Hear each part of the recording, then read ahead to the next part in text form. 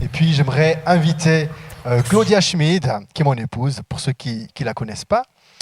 Claudia Schmid, qui est mon épouse, et puis on exerce le ministère pastoral ensemble dans l'église ici au Gospel Center Jura, et c'est elle qui va nous apporter la parole ce soir. Voilà, elle s'installe, le temps qu'elle va encore chercher son verre, peut-être on me voit encore un peu avec la vidéo. Voilà, Claudia, eh bien c'est à toi. Merci. On se réjouit de pouvoir entendre qu'est-ce que Dieu a mis sur ton cœur, et nous croyons Amen. que c'est une parole bonne, et puis qu'elle est une parole pour aujourd'hui, pour l'Église. Pour l'Église qui habite à Delémont. Merci Claudia pour ton message. Amen. Avec plaisir. Amen, un pain frais. Bonsoir à chacune, bonsoir à chacun. C'est une joie et puis un cadeau d'être là et d'être ensemble. Vous de votre côté, moi de mon côté, pour être ensemble, encouragés par la parole de Dieu. Ce soir, tous ensemble. Alors ça a déjà été dit, mais je redis, soyez les bienvenus pour ce live et aussi pour toutes les personnes qui nous écoutent et nous regardent maintenant en replay également, que vous puissiez être bénis par la suite de cette célébration. J'ai été questionnée il y a quelques semaines à la vue de certains dessins qui ont un peu fleuri partout aux fenêtres de maisons. Peut-être que vous les avez aussi vus, ces dessins qui portent en fait un message d'espoir. C'est celui-ci. Peut-être que vous les avez vus dans des magasins ou voilà, aux fenêtres, aux portes de maisons, avec un message d'espérance, un message positif qui dit « tout ira bien ». Et le symbole qui illustre ce message, c'est un arc-en-ciel avec 2 nuages. Alors c'est un slogan qui vient d'Italie, le berceau de la pandémie en Europe, et il fait partie de cet élan de solidarité que l'on retrouve aussi à 21h tous les soirs au balcon, donc les applaudissements des gens, ainsi que l'entraide, l'aide aux plus faibles, aux personnes âgées. Et quelques enfants dans notre quartier ont dessiné, ont bricolé, ont imprimé ces messages et sont allés les glisser dans les boîtes aux lettres. Et j'ai été étonnée de voir l'impact de ce petit geste simple, mais les gens ont été touchés, les gens ont été tellement reconnaissants qu'on pense à eux et puis qu'il y a un clin d'œil de bonne espérance dans ce monde où on ne sait pas ce qui arrivera demain. Tout ira bien. Tout ira bien, vrai ou faux? Vous savez, c'est une phrase qu'on entend aussi dans les films d'Hollywood. Ces scénarios un peu catastrophiques, allez, je vous en fais un. C'est une famille qui est dans un bateau qui fait naufrage, c'est juste la catastrophe. Et là, il y a un parent qui va dire à son enfant, « Je te promets, tout va bien se passer. Tout ira bien. » Et moi, quand j'entends ça, de l'autre côté de mon écran, assis confortablement sur mon canapé, je me dis « Ouah, je sais pas si tout ira bien » dans le scénario du film. Il y a cette espérance du parent de transmettre une bonne nouvelle à son enfant dans une difficulté juste terrible. Mais en fait, on ne sait pas. On ne sait pas si vraiment ça va bien se passer. En tout cas, moi, si je vous dis « tout ira bien », dans ma sagesse et ma connaissance limitée, cette parole n'est pas garantie à 100%. Vous aurez beau le désirer ardemment, y croire de tout votre cœur, il n'est pas certain que ma parole va se réaliser, parce que tout ne dépend pas de moi. Je ne suis pas au contrôle de tous les événements qui peuvent arriver. Je n'ai pas cette puissance. Et pour qu'une parole soit vraie, qu'elle soit crédible à 100% sans l'ombre d'un doute, il faut qu'elle sorte de la bouche de quelqu'un de digne de confiance. On ne peut croire seulement celui qui sait, celui qui connaît. La plus grande parole, dans le sens, une parole vraiment puissante, est donnée par le plus grand nom. Et la Bible nous dit qu'il y a un nom qui est au-dessus de tous les autres noms. Il y a une voix qui est au-dessus de toutes les autres voix. Et ce nom, c'est le nom de Jésus. Jésus-Christ, il est omniscient, ça signifie qu'il sait tout. Il est omnipotent, tout-puissant et omniprésent, toujours là. Dans l'Épître aux Hébreux, chapitre 3, les versets 1 et 2, l'auteur parle de Jésus. Il dit de lui: « Fixez vos pensées sur Jésus, le messager et grand prêtre de la foi que nous reconnaissons comme vrai. Il est digne de la confiance de celui qui l'a établi dans ses fonctions, comme autrefois Moïse l'a été dans la maison de Dieu. » Jésus est digne de confiance. Alors, que dit-il ? Est-ce qu'il dit « tout ira bien » ? On va creuser cette question-là. Et puis, pour ça, je vous propose d'aller voir l'arc-en-ciel. C'est un phénomène naturel qu'on peut observer, juste magnifique, lorsqu'il y a de la pluie et du soleil. Et il y a cet arc qui traverse la terre, qui touche la terre avec ses couleurs magnifiques. L'arc-en-ciel, quelle est son origine ? Eh bien, on le trouve dans le premier livre de la Bible, le livre de la Genèse, premier livre de l'Ancien Testament, dans une histoire particulière et particulièrement intéressante pour nous aujourd'hui. Alors, ce symbole est fort. Regardons cette histoire. Ça se trouve donc dans Genèse, les chapitres 6 à 9. Donc, vous l'aurez compris, on ne va pas lire 4 chapitres ensemble ce soir, mais je vous encourage vivement à tourner vos regards dans la parole et pouvoir prendre le temps pour lire cette histoire. Moi, je vais me contenter de vous résumer, de vous donner quelques étapes importantes de cette histoire. Donc, ça commence au chapitre 6. Il est dit que Dieu constate que les pensées du cœur de l'homme sont portées constamment et uniquement vers le mal.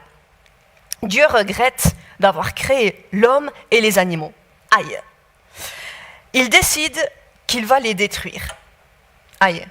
Deuxième fois. Mais il y a un homme sur la terre, Noé, qui trouve grâce aux yeux de Dieu. Il est dit de lui qu'il est un homme droit, intègre dans sa génération et qu'il marche avec Dieu. Donc Dieu va lui expliquer son plan. Il va lui dire « Construis une arche. En fait, je vais tout détruire, tout ce qui a souffle de vie sur la terre. » Et ensuite, Dieu fait une alliance avec lui. On peut lire ça donc dans Genèse 6, les versets 18 à 22.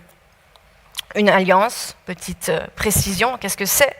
On trouve des alliances dans des pays, vous savez, des pays font alliance en temps de guerre, par exemple, ou bien il y a l'alliance entre un homme et une femme dans le cadre du mariage.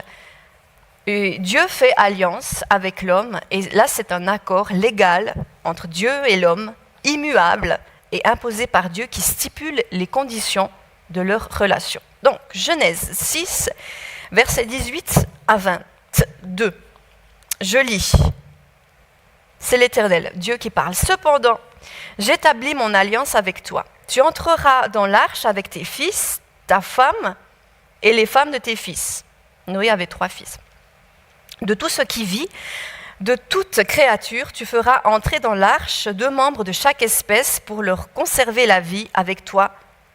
Il y aura un mâle et une femelle. Des oiseaux selon leur espèce, du bétail selon son espèce et de tous les reptiles de la terre selon leur espèce. 2 membres de chaque espèce viendront vers toi pour que tu leur conserves la vie. Quant à toi, prends de tous les aliments que l'on mange et fais-en une provision, afin qu'ils vous servent de nourriture à toi et à eux. » C'est ce que fit Noé. Il se conforma à tous les ordres que Dieu lui avait donnés. Ça, c'est la première alliance de Dieu avec Noé. Dieu garantit de l'épargner, lui, Noé et sa famille, de la destruction. Le récit continue. Donc Noé et les couples d'animaux entrent dans l'arche conformément aux directives de Dieu. S'ensuit 40 jours de pluie et 150 jours de crue. C'est l'extermination complète de tout ce qui vit sur la terre. Et ensuite, Genèse 8, il est dit, c'est magnifique, verset 1, que Dieu se souvient de Noé et des animaux dans l'arche. Ça, c'est ce qui se passe quand Dieu fait alliance avec quelqu'un. Il ne l'oublie pas, il se souvient. Donc Dieu stoppe le déluge, il fait souffler un vent fort sur la terre et l'eau se retire, elle baisse au bout de 150 jours. Après ce laps de temps, Noé va faire sortir un corbeau qui va faire des allers-retours. Et après quoi, il va faire sortir par la petite fenêtre, la lucarne dans le toit qu'il avait dû construire, une colombe, une première fois. La colombe revient. Elle n'a trouvé aucun endroit pour se reposer.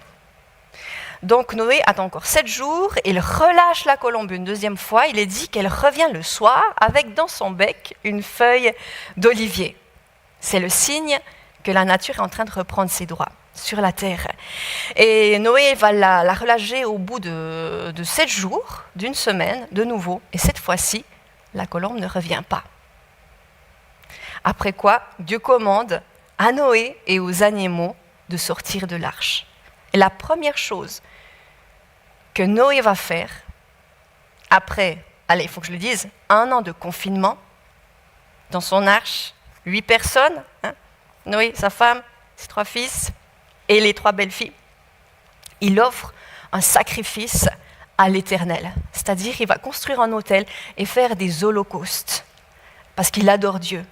Et Dieu, à l'odeur agréable, décide qu'il ne maudira plus la terre à cause de l'homme et de son cœur mauvais. C'est le départ, c'est un nouveau départ, une nouvelle Genèse. On dirait qu'on se retrouve dans Genèse 1, quand Dieu a créé Adam, le premier homme. Noé, c'est le nouvel homme d'une nouvelle ère. Et à ce moment-là, Dieu annonce une nouvelle alliance. On peut lire ça au chapitre 9, à partir du verset 8 à 17. Regardons cette alliance et qu'est-ce que Dieu dit, qu'est-ce que Dieu promet. Il dit encore à Noé et à ses fils, « J'établis mon alliance avec vous et avec votre descendance après vous, avec tous les êtres vivants qui sont avec vous, tant les oiseaux que le bétail et tous les animaux de la terre, avec tous ceux qui sont sortis de l'arche, avec tous les animaux de la terre. J'établis mon alliance avec vous. Aucune créature ne sera plus supprimée par l'eau du déluge et il n'y aura plus de déluge pour détruire la terre. » Dieu dit, « Voici le signe de l'alliance que j'établis entre moi et vous, ainsi que tous les êtres vivants qui sont avec vous pour toutes les générations. » C'est nous, J'ai placé mon arc parmi les nuages, et il servira de signe de l'alliance conclue entre moi et la terre. Quand j'aurai rassemblé des nuages au-dessus de la terre, l'arc apparaîtra parmi les nuages, et je me souviendrai de mon alliance entre moi et vous, ainsi que tous les êtres vivants de toute espèce. L'eau ne se transformera plus en déluge pour détruire toute créature. L'arc sera parmi les nuages, et je le regarderai pour me souvenir de l'alliance éternelle entre Dieu et tous les êtres vivants de toute espèce qui se trouvent sur la terre. Dieu dit à Noé, « Tel est le signe de l'alliance que j'établis entre moi et toute créature sur la terre. » Waouh! On trouve ici le sens, le signe, le symbole et le but de l'arc-en-ciel dans cette alliance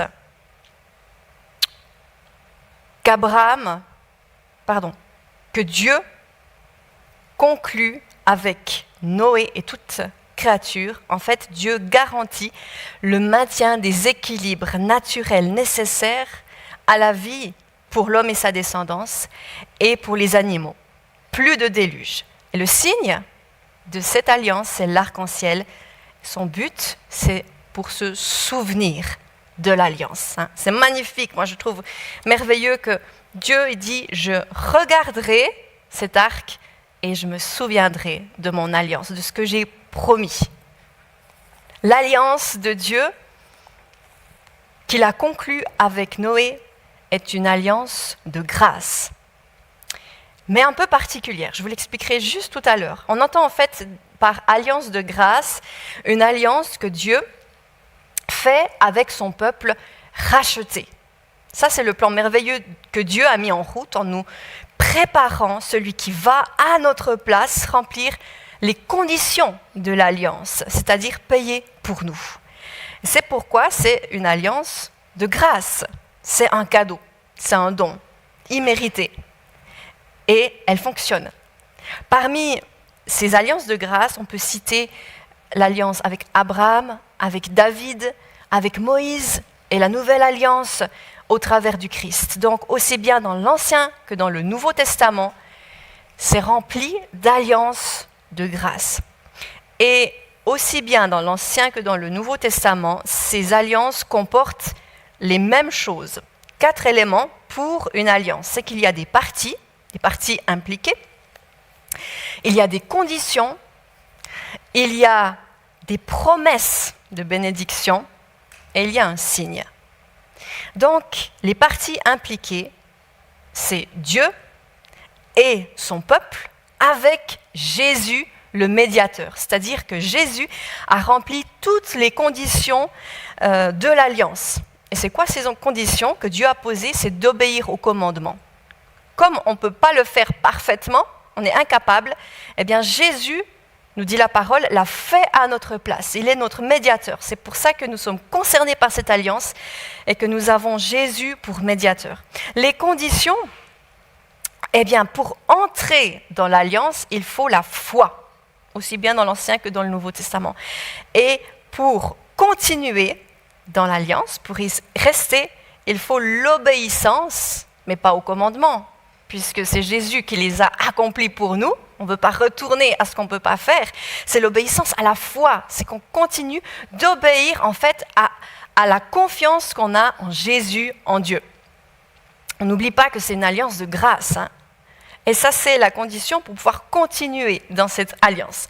Les promesses de bénédiction que Dieu nous offre, c'est la vie éternelle. Vous voyez que c'est au-delà de la vie terrestre. C'est la vie éternelle qui dure jusque dans l'éternité. C'est cette communion surnaturelle, spirituelle avec notre Dieu. Et le signe qui accompagne l'alliance, eh bien dans l'Ancien Testament, c'était la circoncision. Une fois, un signe à faire, un signe dans la chair pour les garçons, pour les hommes, pour pouvoir entrer dans l'alliance et pour pouvoir y continuer, eh bien, Dieu avait instauré des fêtes. Il a dit « célébrez pour vous souvenir de ce que j'ai fait ». Les fêtes bibliques servent à se souvenir de ce que Jésus, de ce que Dieu a accompli pour son peuple. Dans le Nouveau Testament, on ne parle pas de circoncision, on parle d'un signe, une fois pour toutes, c'est le baptême qui nous fait entrer dans l'alliance. Et pour pouvoir continuer dans cette alliance, toute notre vie durant, et c'est la Sainte Seine. La Seine, c'est le repas du Seigneur que l'on prendra tout à l'heure, où Christ a dit « Faites ceci en souvenir de moi ». Donc vous voyez le parallèle avec « Souvenez-vous au travers des fêtes »,« Souvenez-vous » avec la Sainte Seine, en prenant le repas du Seigneur. C'est quelque chose qu'on fait en continu, continuellement. Pas qu'une fois dans notre vie, mais dans cette alliance, on va reproduire, refaire, prendre la Sainte Seine. Alors, l'alliance de Noé,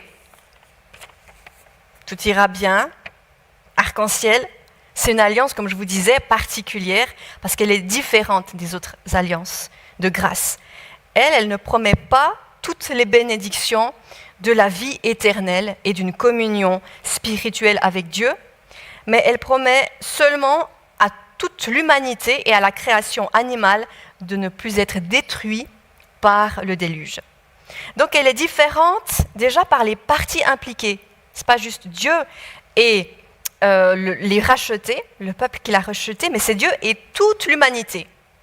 Qu'on le veuille ou pas, qu'on croit en Dieu ou pas, on est concerné par l'alliance que Dieu a faite à la sortie en fait, de l'arche pour Noé. Dieu et toute l'humanité. Les conditions, il n'y en a pas. On parle de ni foi, ni obéissance pour être dans cette alliance et pouvoir bénéficier de la promesse qui est, on l'a dit, que la terre ne sera plus jamais détruite par le déluge, ce qui est différent de la vie éternelle. Et le signe, c'est l'arc-en-ciel. Et là encore, le signe ne requiert aucune participation active ou volontaire de l'homme. L'alliance ici est un engagement unilatéral et inconditionnel de Dieu envers l'homme et toute sa descendance. Alors, je reprends ma question première de base, mais que dit Jésus ? Jésus, ressuscité, c'est-à-dire qu'il a vaincu la mort, va dire « Je suis moi-même avec vous tous les jours jusqu'à la fin du monde ».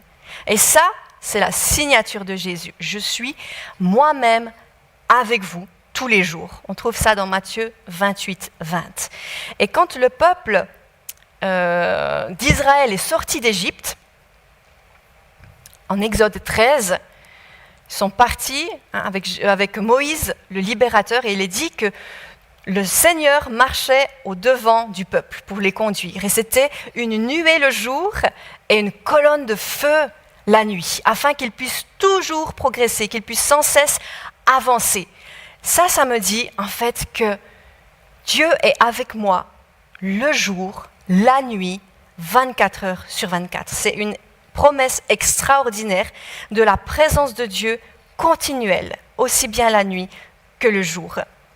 Et Jésus, toujours ressuscité, parce que c'est intéressant de savoir quand il dit les choses, avant son ascension, avant de remonter auprès du Père, il va dire quelque chose d'étrange à ses disciples. Il va leur dire « Il vaut mieux pour vous que je m'en aille, car si je ne m'en vais pas, le consolateur, le paraclète, ne viendra pas vers vous.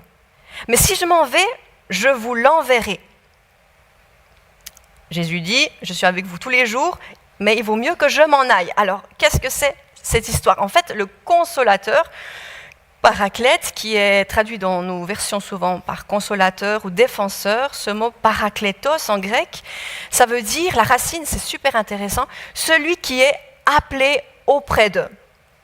Donc, si je ne pars pas, nous dit Jésus, celui qui est appelé à être auprès de vous ne viendra pas.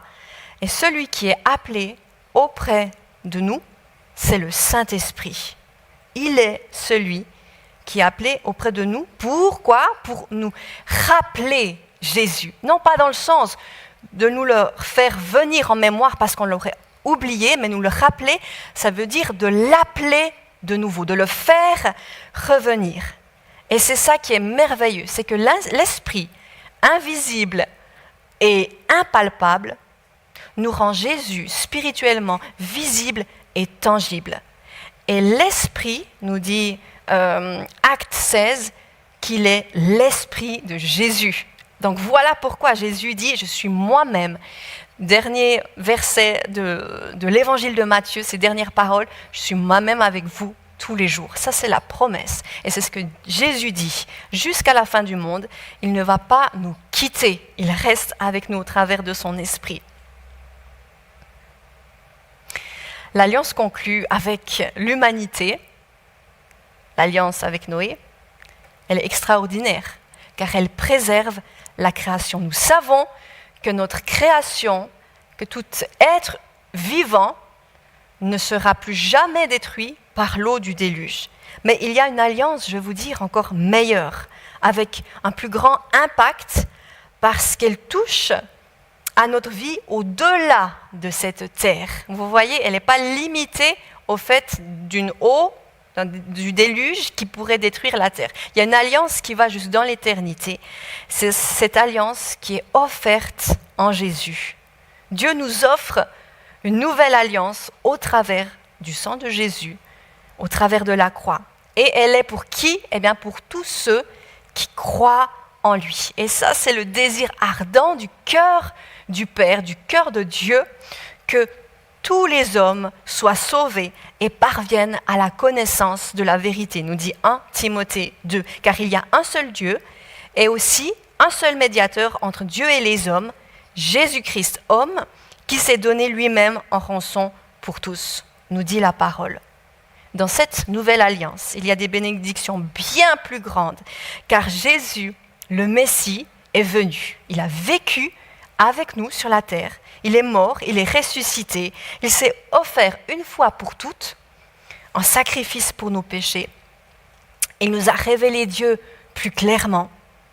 Il a répandu le Saint-Esprit sur l'ensemble de son peuple par la puissance de la nouvelle alliance. Il a gravé ses lois dans nos cœurs. Et cette nouvelle alliance, c'est l'alliance éternelle en Christ, par laquelle nous serons éternellement en communion avec Dieu. Dieu sera notre peuple, notre Dieu, et nous serons son peuple. Il est notre Dieu, nous sommes son peuple, nous qui choisissons de dire oui à cette alliance. Si vous n'avez pas fait alliance avec Dieu, je vous encourage vivement à considérer son invitation. L'alliance qu'il nous donne, c'est au travers de Jésus, au travers de sa mort, de sa résurrection, de ce qu'il a accompli pour nous, à notre place. Et nous avons accès à cette plénitude de la présence de Dieu, à cette promesse de la vie éternelle. C'est merveilleux. Je vais faire une prière pour toute personne qui dit « mais moi je ne connais pas cette alliance, je ne suis pas dans cette alliance, je n'ai jamais pris cette décision de dire oui simplement dans la foi, ça ne coûte pas plus que la foi d'entrer dans cette alliance. » J'aimerais faire une prière et puis dans la simplicité, eh bien, vous pouvez répéter cette prière après moi. Il n'y a pas besoin d'avoir plein d'émotions, de se dire oh, qu'est-ce que je dois faire maintenant ? C'est une simple volonté. Parce que l'Esprit Saint vient parler à nos cœurs et il est dit que si tu entends la voix de Dieu, n'endurcis pas ton cœur. Donc ouvre simplement ton cœur à ce que Dieu t'invite, à son invitation, à sa bénédiction. Nous prions. Seigneur Jésus, je crois que tu es le Fils de Dieu et que tu es mort à la croix pour accomplir à ma place tout ce que je n'arrivais pas à faire par moi-même. Aujourd'hui, dans la foi, tu deviens mon Sauveur et mon Seigneur. Merci parce que tu m'ouvres les portes du ciel et tu m'offres la vie éternelle. Amen.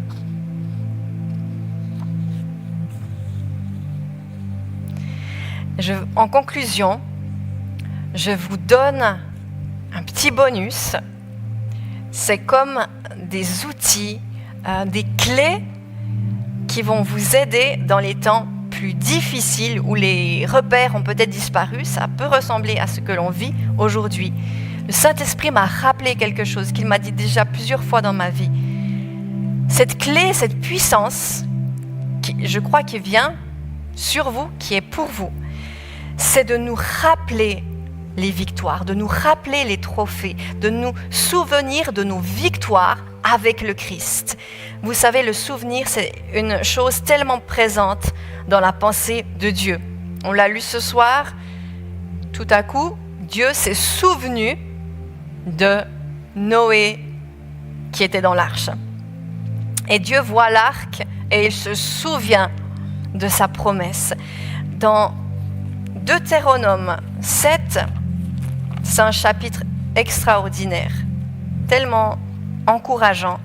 Là, il s'agit en fait du peuple d'Israël qui va conquérir le nouveau pays que Dieu lui donne, mais il aura des combats, il y a des nations opposées à eux qu'ils devront combattre. Voilà ce que l'Éternel déclare dans Deutéronome 7, versets 18-19.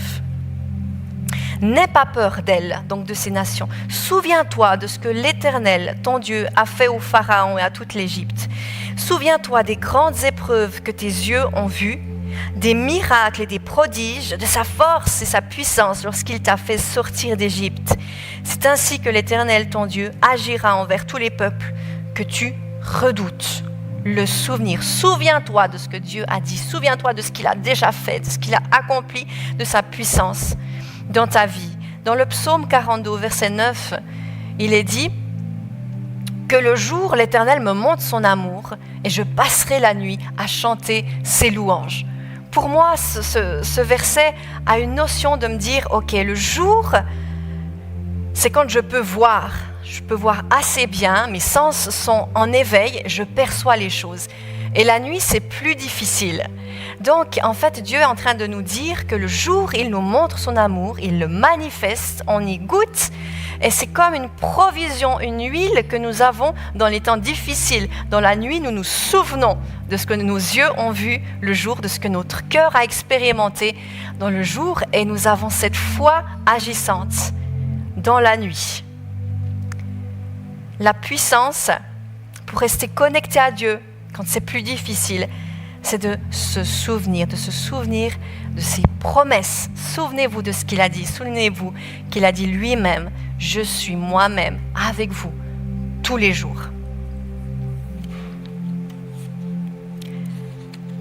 J'aimerais terminer par la prière et vous bénir et juste pouvoir recevoir ce que le Seigneur nous fait vivre et pouvoir enraciner nos racines dans cette alliance formidable. Eh bien, Seigneur Jésus, je te dis merci pour ce temps que nous avons passé ensemble. Merci parce que tu nous as rappelé au travers de ce slogan, en fait, que oui, tu es avec nous tous les jours. Et tous les jours ici-bas, jusqu'à la fin du monde. Et ensuite, dans l'éternité, nous serons avec toi. Quoi qu'il arrive, tu es là. Tu es là de jour, de nuit. Tu ne nous quittes pas. Tu es avec ton peuple racheté. Et Jésus, nous te disons merci parce que tout ça, c'est grâce à toi. C'est possible parce que tu t'es donné à la croix pour nous, pour chacun d'entre nous. Et nous voulons te remercier parce que tu as accompli à la croix ce que nous ne pouvions pas accomplir. Tu as accompli pour nous la loi, les commandements. Et nous sommes juste au bénéfice, par la foi, de toujours nous souvenir que c'est une grâce, que c'est un cadeau. Et d'être reconnaissants pour ça, Seigneur. Nous sommes reconnaissants. Nous sommes reconnaissants d'être dans cette alliance avec Dieu, le Père, et d'avoir part à la vie nouvelle, à la vie éternelle, avec toi, notre Dieu. Amen.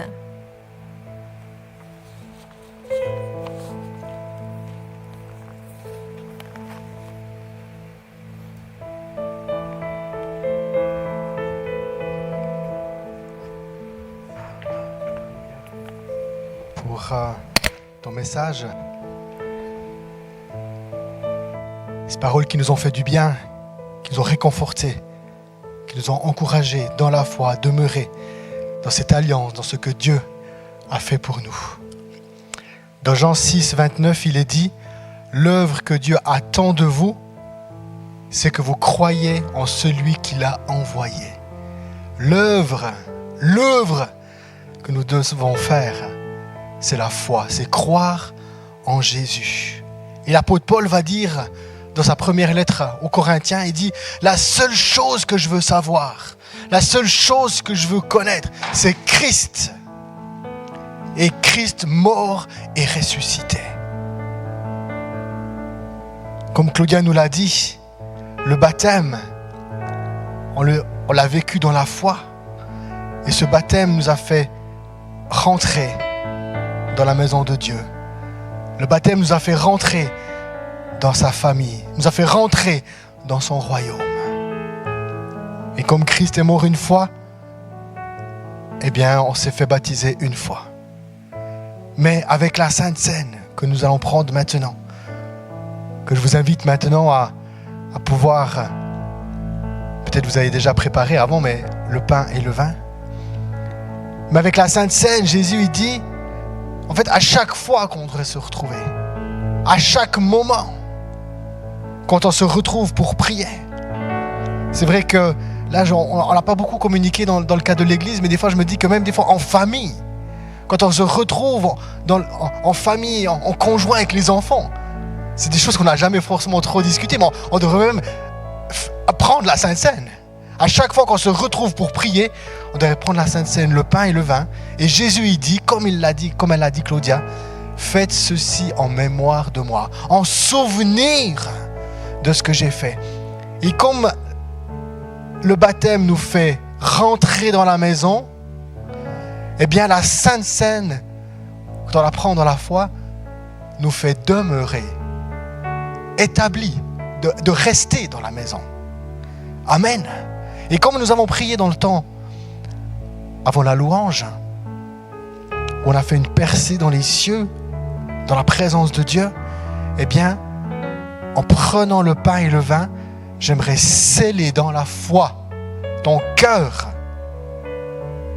Je suis dans la maison de Dieu et j'y reste. Amen. Alléluia. Je suis sûr qu'à la maison, tu dis Amen. Jésus dit, prenez ceci, prenez ce pain, c'est mon corps qui est donné pour vous. Il a été brisé, il a été fouetté, mais par mes meurtrissures, je vous garantis, je vous établis dans la restauration, dans la guérison et dans mon royaume. Je vous invite à prendre le pain.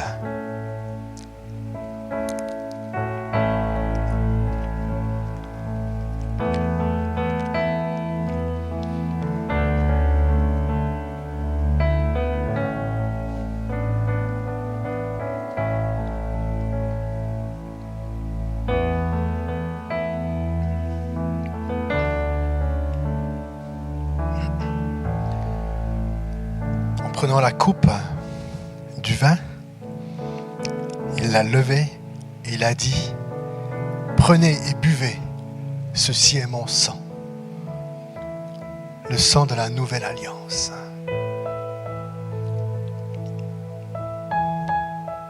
Et comme je l'ai lu au tout début de cette célébration de l'Épître aux Hébreux, Christ dans sa mort et sa résurrection, après avoir purifié les êtres humains de leurs péchés, il s'est assis dans les cieux à la droite de Dieu, la puissance suprême. Le sang qui te purifie de ton péché, le sang qui te place devant Dieu et Dieu te voit comme saint, parce que Jésus a purifié nos péchés. Prends et bois, afin que tu te souviennes que Jésus t'a purifié de ton péché.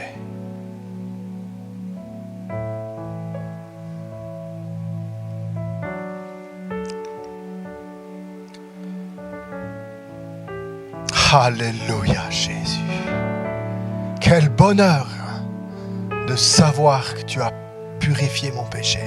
Quel bonheur de savoir que je peux me tenir dans ta présence avec plus aucune culpabilité, plus aucun remords, parce que tu es celui qui a pardonné nos péchés. Mon cœur est dans la joie.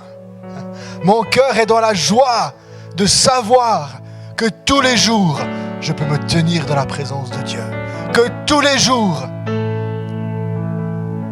à cause du Christ, j'ai sa faveur sur ma vie. Tu as la faveur de Dieu sur ta vie. Alléluia. Gloire à toi, Jésus. Je suis dans la joie. Je suis littéralement dans la joie. Et ma prière et mon désir ardent, j'espère qu'à l'instant même que ton cœur soit dans la joie de savoir que Christ a pardonné ton péché. Alléluia. Alléluia, Jésus. Merci pour tout ce que tu fais. Alléluia. Nous arrivons au terme maintenant de cette célébration. J'aimerais remercier la Claudia du message qu'elle nous a apporté. J'aimerais remercier aussi toute l'équipe de louanges qui était là. J'aimerais aussi remercier l'équipe technique qui sont présents, qu'on ne voit pas, mais il y a des gens dans la salle. J'aimerais vraiment aussi vous remercier, l'équipe technique, pour votre présence et tout ce que vous mettez en place afin qu'on puisse filmer ces célébrations et qu'on puisse être en connexion les uns et les autres. Petite annonce, je vous rappelle que mercredi, on se retrouve à 20h pour une rencontre de prière. Téléchargez l'application Zoom sur votre smartphone et puis vous instaurez le numéro 823-4269-9233 et avec ce numéro, tu auras accès à ce temps de prière. À savoir que le temps de prière commence à 20h. C'est-à-dire qu'avant 20h, on ne peut pas se connecter. Il faut vraiment attendre 20h pile pour pouvoir se connecter à cette rencontre de prière. Alors, je vous attends nombreux mercredi soir pour cette rencontre de prière à 20h. Que Dieu vous bénisse et tout ira bien. Amen. Tout ira bien. Au revoir.